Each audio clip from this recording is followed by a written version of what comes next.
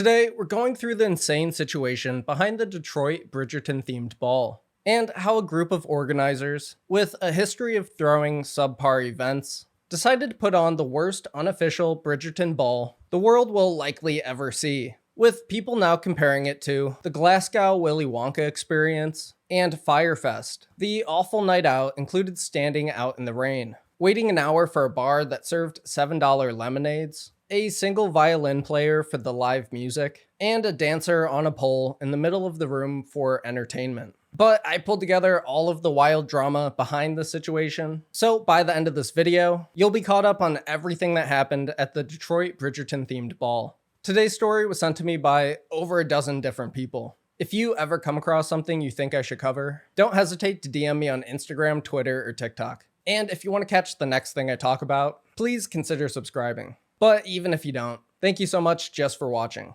Now, let's get into it. First of all, what is Bridgerton? Well, it's a Netflix show that started in 2020, set back in the Regency era of England, between the years 1813 to 1827. The show is described as the 8 close-knit siblings of the Bridgerton family look for love and happiness in London high society. Throughout 2022, Netflix held official Bridgerton-themed events under the name The Queen's Ball, a Bridgerton Experience. However, the reason we're here today is because of a less than official Bridgerton-themed event, and it was created by a company called Uncle and Me LLC, along with an event planner named Chelsea Beard. The ball was held on September 22nd, and mysteriously, Uncle and Me LLC has completely disappeared from the internet following its conclusion. But you may start to understand why after we dive into the disastrous events of the night. Here's the official website for the event. On it, they write, "Step into the enchanting world of the Regency era at the Detroit Bridgerton themed ball. Join us for an evening of sophistication, grace, and historical charm. Experience a night like no other, filled with music, dance, and exquisite costumes."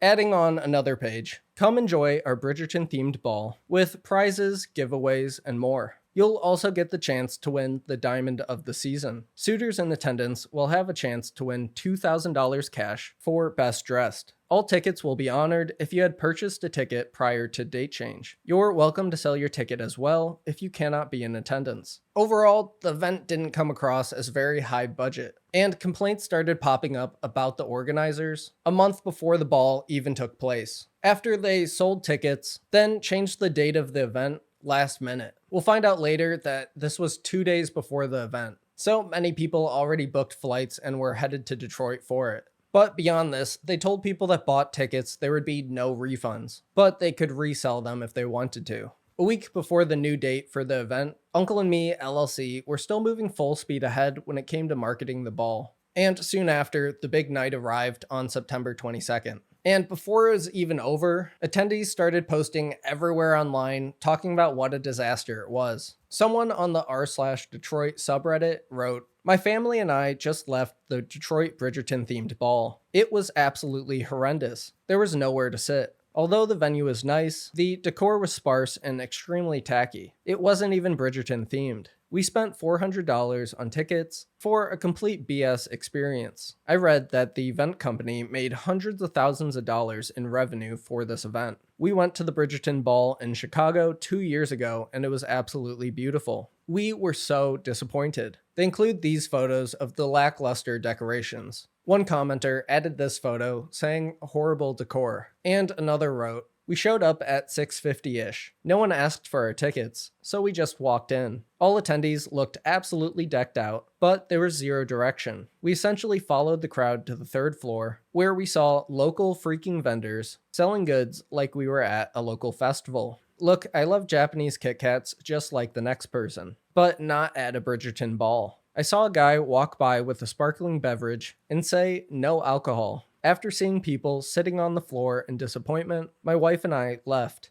Luckily, we met some other disappointed patrons in the elevator and went to the candy bar where we had a much better time." Other angry attendees shared their experience on TikTok. Okay, so we went to Detroit for the Bridgerton Ball by Uncle and Me, everything that was in this paper. Why they even print this paper? Because nothing happened. There was unorganization. They didn't check any bags. They didn't check tickets. That one violinist you see is the only violinist. There was no orchestra. There was no hors d'oeuvres. Some people got served. Some people didn't got served. Of course, we came through and we dressed the part like we always do, aesthetically pleasing. The decorations was given Family Dollar. They served us blue Hawaiian punch. Somebody got Hawaiian punch. Some people got Welch's juice. This was the royal dinner, and this was an upgraded package. This was the royal dinner. Some people got salad and mashed potatoes. Some people didn't get no mashed potatoes, no salad. It's one meatball and some boiled chicken. And this was what they gave us with plastic forks and on plastic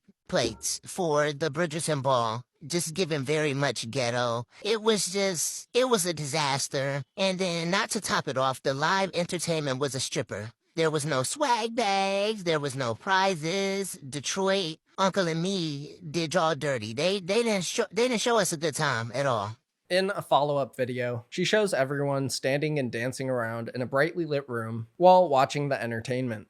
Another attendee shared their POV on TikTok. First saying, "This was at 7 p.m. Event started at 6 p.m. No security, no check-in, no organizer. Hadn't even walked in and over 60 people left. People leaving told me to just go bar hopping with them." Adding, "Just us pretending to have a good time because it sucks." Then writing, "No food, no drinks, not enough chairs or tables, no performers, no organizer in sight. Just got here and everyone is telling me it's not even worth walk-in. Speakers with audio continuously cutting out." Later, showing the food line at 9 p.m., writing that attendees were saying the chicken was raw and cups were being reused. The day after the event, we heard even more eyewitness testimonies about the terrible experience, with one TikToker uploading this 10-minute video. He first dives into the pricing of the event. Let's jump right into it. The Bridgerton Ball last night. Wouldn't even call it a ball, wouldn't even call it an event, wouldn't even call it an experience. It was terrible. It was terrible. First and foremost, let's talk about pricing. First and foremost, $150 bare minimum per person. And it's a spectrum. People pay more than $150 for their VIP tickets, for their experiences, for their carriage rides, for their photo ops, but at bare minimum, $150 per person. So when we walk in, the least that y'all could do is check a ticket to make sure that everyone paid. For people who did pay, we would like to know that it's an experience that we paid for. I could have not paid and walked right in. That's number one. Number two, pre-event. You all postponed the event for September 22nd. The original date for the event was August 25th. Y'all let us know about the postponement August 22nd, but in the same day sent us an email that said, "Can't wait to see you all. Upcoming event details August 25th, begin time at 6 p.m. So we were kind of confused to receive that email and then a postponement the same day. Not to mention that y'all let us know that the event was postponed 2 to 3 days before the actual event. And then we gave you the benefit of the doubt of saying that this is not your fault. Maybe, you said it was the venue, the fire marshal, whatnot. But you also said that they notified you on Tuesday. You all sent us that email on Thursday. You knew it wasn't going to be there on Tuesday. We should have known at least Wednesday morning. There were people that came to the event August 25th to find out that it was canceled or postponed and didn't even know. People who flew in, paid for hotels, Airbnbs, people who paid for outfits, clothing, everything. Y'all dropped the ball there, and that was before the event started. But let's jump into the event. Then he talks about what happened during the ball, questioning where all the ticket money went, considering his experience didn't match the significant cost. $150 for bare minimum for everyone, and a spectrum of all the way up to $1,000 per package. That's number one. Where did that money go? I'm all about, making a profit, but I'm also about experience, and y'all did not provide an experience for not one single person there. Not one single person there had the experience that they deserve, what a Bridgerton Ball was supposed to give. First of all, the picture with the queen. I don't even want to get into the queen right now. She's a cool girl, cool lady, but she didn't give it for me. The first thing she said was, "What up, though?" Like, I get it, we Detroit, but theme. Let's stick on theme. She's like, "Y'all all look good, yada, yada." Theme, babes. Where's Queen Charlotte? Who are you? That's number one. Number two, the live music. Live entertainment in general. They had one violinist, and I give her props. She held it down by herself on the second floor. Not even the main floor. They didn't even put the violinist that was most on theme with the music in the main ballroom. They put her on the second floor where people were just roaming and sitting on the floor on their phones because they were bored. No chairs, mind you. $150 bare minimum and no chairs. Chairs was reserved for VIP. VIP, in which at the beginning they weren't even checking tickets. Second entertainer, that's in the main ballroom, a pole dancer, a stripper at that, a pole dancer stripper. Now, mind you, she did her thing, she got her bag, not mad at her, she was booked and busy. But as an event coordinator doing this high-scale, classy event known as Bridgerton, where was your research? I never seen a pole in the show. I never seen a pole in the show and a woman with a thong on it. I did not. I'm confused. He then says, as an event planner, it was clear the decor alone was under $500, adding that it seemed like they tried to cut costs at every turn. After this, he talks about some of the drama surrounding the Best Dressed contest, saying that the women who put the most time and effort into their dresses and makeup were overlooked in favor of one of the organizers' male friends, noting how the male that won had on the same outfit as 6 other people. However, the one difference is that he had on a cheap cowboy hat and boots, which isn't exactly on theme. Next, he talks about how long the line was for the bar. Did we even talk about the long line for the bar? We waited in line for about an hour to get up to this bar for it to only be mocktails, for it to be $7 lemonades, $7 cranberry juices. And that's the bar that y'all meant on the flyer, a mocktail bar. $150 for $7 lemonade that you had to pay for there?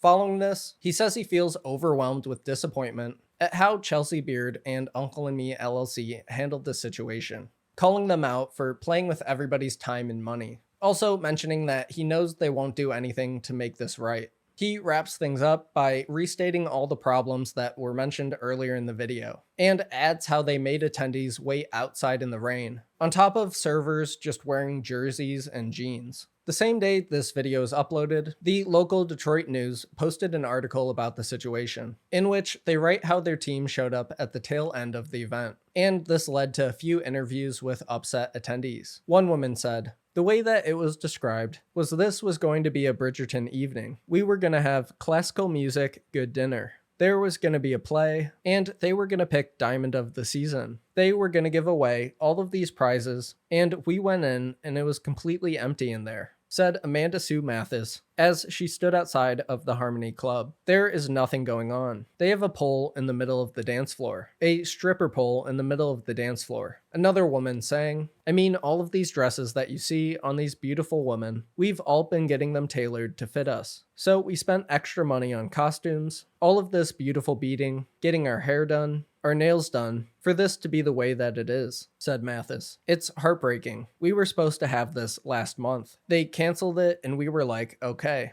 We waited. They rescheduled it to today. We got a limo for this, did all of these things, and basically got an empty building." Later in the article, they write this about a couple that attended. Ayrton Hamrick says he and his girlfriend attended the event Sunday to celebrate her birthday. Hamrick says they purchased what was called the Duke and Duchess package, which was $250, and set to include a professional dance card, professional photo, valet service, dinner, music, and entertainment. It was definitely the price tag that had given us this expectation of luxury, regality, class, the Bridgerton experience, and even arriving to the event, we were told there would be valet service, and we had to end up self-parking and paying for parking. The next day, on September 24th, this ultra-viral Twitter thread about the event was shared. In one tweet, they write, "The event was originally planned for August. It was canceled and rescheduled for September 22nd. And I ended up getting sick and couldn't go. They did not provide refunds, nor did they respond to anyone's email asking for one. At that point, I knew I got scammed." They include this screenshot of the event organizer's original post about the rescheduling, which has no mention of providing a refund. In the next tweet, they show a comment from an employee that worked at the previous venue, saying how the event got canceled because the organizers failed to pay the rent. The tweet after this, they add a few images of attendees waiting outside in the rain. Then, this photo from inside the event was posted, showing attendees sitting on the floor and bored on their phones. Another photo shows the live music, which again was a solo violin player. The following tweet shows the cheap Party City backdrops, and mentions how the photographer didn't even get paid, and was just airdropping the photos to each group. The thread wraps up with another video of the hired entertainment.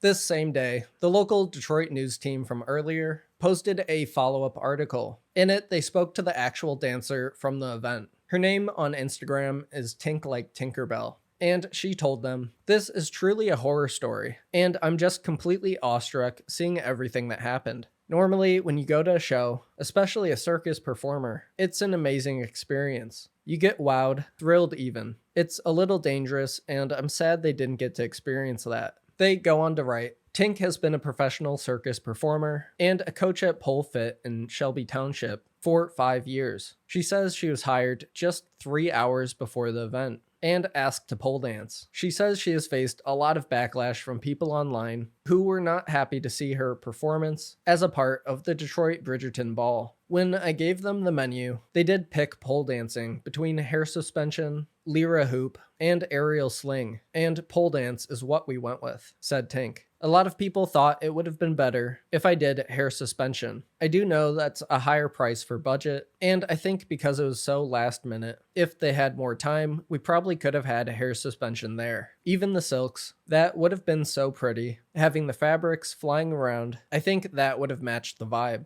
Tink says the company also selected and approved her costume for the occasion, a red bra and matching panty. Later in the article, they revealed that Chelsea Beard actually ran a similarly disastrous Bridgerton-themed tea party back in June of 2024, with an attendee of that event saying, "I'm like, this sounds familiar." Tamala Everett says she thought when she saw the Bridgerton Ball controversy online this week, "I'm like, this company has to be stopped. How are they able to get away with this? Profiting off the Bridgerton name, but just giving subpar performances and experiences." Everett says she paid $80 per ticket when she took her mom to the event at Taylor Conservancy and Botanical Gardens. She says while the decor was beautiful, they waited hours in line for food that was cold when finally served. It's a tea party. There's no tea at all. Running out of mimosa, running out of serving glasses for the mimosas. "It's just really unfortunate for such a beautiful event," said Everett. "I feel like something needs to be done. This company is making a lot of money off of regular, hardworking people, and it's not really fair." The news team behind the article says that after dozens of attempts to contact the organizers, they eventually got a response from Uncle and Me LLC, who said, "We understand that not everyone had the experience they hoped for at our most recent event Sunday night at the Harmony Club.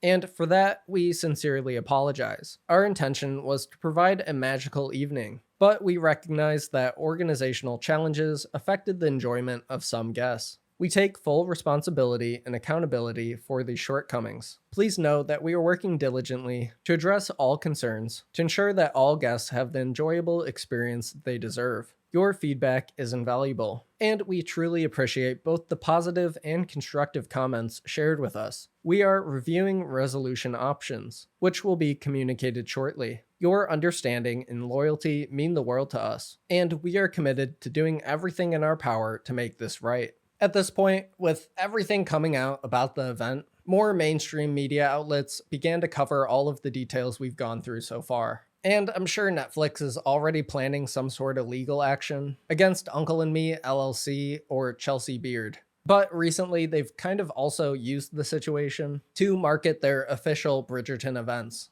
which in the past have seemed far more professional and on theme. But with that, we're caught up on all of the details behind the Detroit Bridgerton themed ball, and how these event organizers with a questionable history managed to put on one of the worst events the city of Detroit has ever seen, complete with overpriced tickets and a lack of everything from food and alcohol to live music, entertainment, and even places to sit. But now that you have the full story behind the situation, I need to know, what do you think about everything? Please let me know that, along with any story updates or things I missed down in the comments. If you want to get caught up with even more internet drama and news, subscribe to either channel to catch the next story, or check out any of my recent videos. Sorry for the lack of drama coverage over the past month. I had to face a multiple week-long Adderall shortage, on top of having a break planned at the end of September, which kinda held me back from covering a few other situations. But hopefully now we'll be back to at least weekly videos. So DM me anything you want me to cover.